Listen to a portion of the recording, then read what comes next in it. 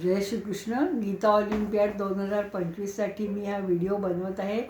अध्याय क्रमांक 11 विश्वरूप दर्शन योग. त्यातील काही श्लोक म्हणत आहे.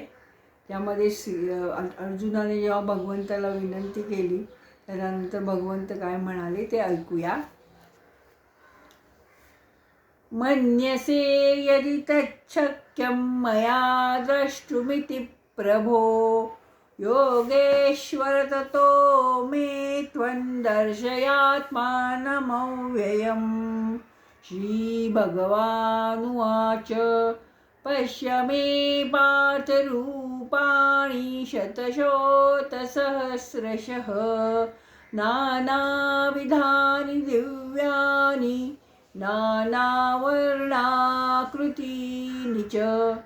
पश्यादित्यान् वसून् रुद्रान् अश्विनौ मरुतस्तथा बहून्यदृष्टपूर्वाणि पश्याश्चर्याणि भारत.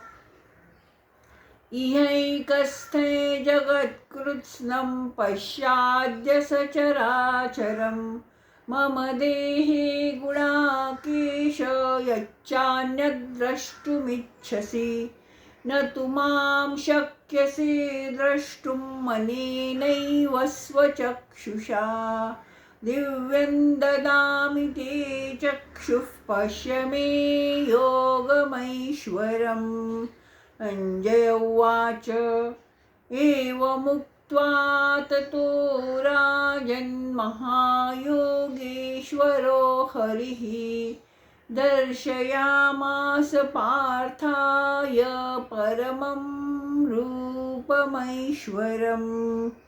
अनेकवक्त्रनयनम् अनेकाद्भुतदर्शनम् अनेकदिव्याभरणं दिव्यानेकोद्यतायुधम् दिव्यमाल्याम्बरधरं दिव्यगन्धानुलेपनं सर्वाश्चर्यमयं देवम् अनन्तं विश्वतोमुखं. दिवि सूर्यसहस्रस्य भवेद्युगपदुत्थिता यदि भासदृशी सा स्यात् भासस्तस्य महात्मनः.